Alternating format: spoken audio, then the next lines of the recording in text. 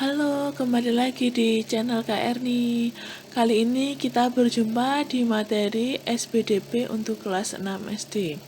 Oke, dalam video pembelajaran ini kita akan belajar mengenai tarian daerah. Apa saja yang akan kita bahas dari video pembelajaran ini? Simak videonya sampai selesai. Tari adalah ungkapan perasaan jiwa manusia yang diungkapkan melalui gerak ritmis yang indah dan diiringi musik. Unsur pokok tari adalah gerak. Nah, gerak tari sendiri itu merupakan fungsional dari tubuh. Jadi, segala bagian ya yang ada di tubuh kita, kepala, kaki, tangan, dan badan itu semuanya bergerak. Tarian itu merupakan warisan berharga yang dimiliki setiap daerah. Nah, tarian daerah sendiri itu merupakan hasil cipta karya seni dari suatu budaya. Sebagai negara yang terdiri dari banyak pulau, Indonesia juga memiliki ragam tari daerah yang unik dan menjadi ciri khas setiap daerah. Setiap daerah di Indonesia memiliki tarian daerahnya masing-masing.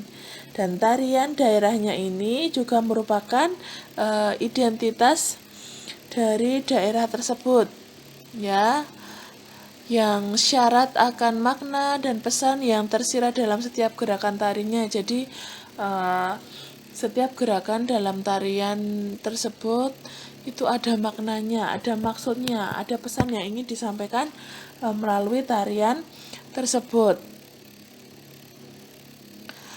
Beberapa tarian daerah itu merupakan bagian dari ritual sakral dan simbol dari rangkaian peristiwa bersejarah. Sehingga tarian itu menyiratkan gambaran kehidupan sosial masyarakat tempat tari daerah itu berasal gitu. Jadi menggambarkan pesannya dari tarian itu berisikan gambaran dari daerah asal tarian itu berada.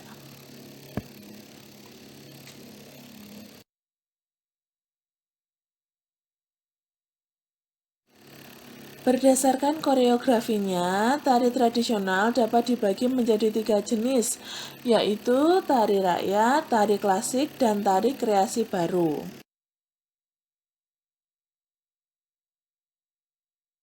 Oke, kita akan membahas satu persatu ya. Yang pertama adalah tari rakyat.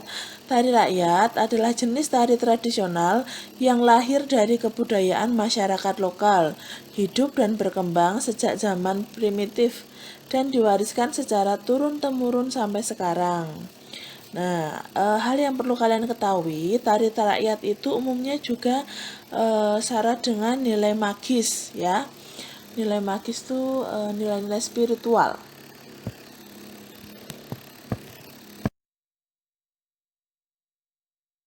Sedangkan tari klasik itu merupakan tari tradisional yang lahir di lingkungan keraton, hidup dan berkembang sejak zaman kerajaan dan diwariskan secara turun-temurun di kalangan bangsawan. Jadi tariannya orang bangsawan itu tarian klasik ya, jenis tari klasik.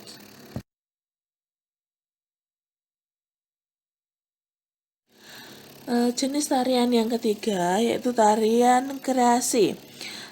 Tari kreasi adalah tari klasik yang diaransemen dan dikembangkan sesuai perkembangan zaman, tetapi tetap memperhatikan nilai-nilai yang terkandung di dalamnya. Jadi ada perkembangan zaman, tetapi masih ada nilai yang terkandung di dalam tariannya tersebut. Jadi tidak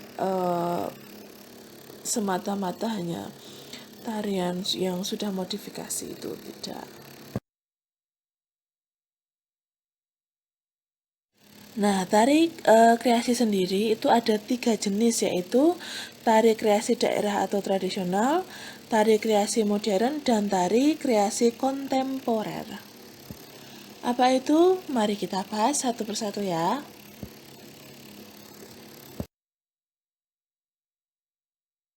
Yang pertama adalah tari kreasi daerah atau tradisional. Itu merupakan tari yang mengalami perubahan dari tari tradisi, mulai dari bentuk, gerak, ataupun aspek lainnya, tetapi tetap dalam konteks ciri khas daerah tersebut. Jadi ciri khasnya tidak hilang, tetapi ada perubahan bentuknya, gerakannya. Yang kedua, tari kreasi modern. Itu merupakan tari yang tidak memiliki aturan tertentu, baik dalam bentuk gerak ataupun aspek lainnya. Jadi tidak ada aturannya yang mengikat, seperti tari tradisional tadi.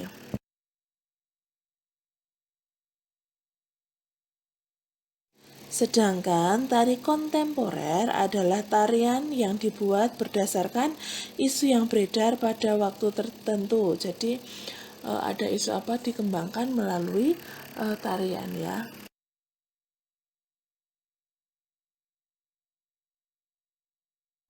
Nah, sekarang kita berlanjut ke tarian tradisional berdasarkan jumlah penarinya. Nah, tarian berdasar jumlah penarinya itu dibagi menjadi 3 lagi, yaitu yang pertama tari tunggal, tari berpasangan, dan tari berkelompok.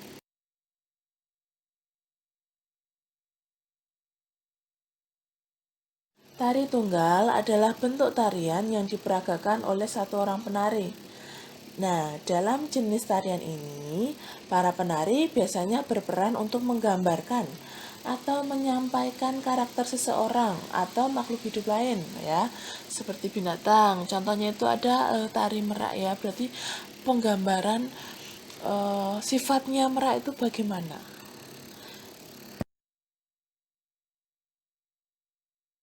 Sedangkan tari berpasangan adalah kesenian yang diperankan atau diperagakan oleh sepasang penari ya. Jadi gerakan tarian itu biasanya untuk saling mengisi dan saling merespon antara gerakan penari yang satu dengan gerakan penari pasangannya. Jadi ada timbal balik gitu ya, ada seperti komunikasi antara penari satu dan penari yang lainnya, yaitu pasangannya.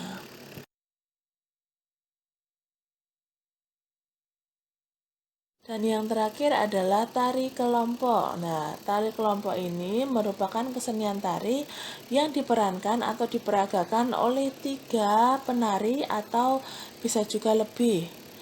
Gerakan penari yang satu dengan yang lain itu saling mendukung ya. Jadi saling mendukung, bukan hanya sekedar merespon, tetapi mendukung, memperindah. Jadi untuk mempertegas tarian itu. Oke, demikian yang bisa saya sampaikan. Semoga materi di video pembelajaran ini dapat membantu kalian untuk belajar di rumah. Tetap sehat, tetap semangat, jaga selalu kesehatan. Sampai jumpa di video kita yang selanjutnya.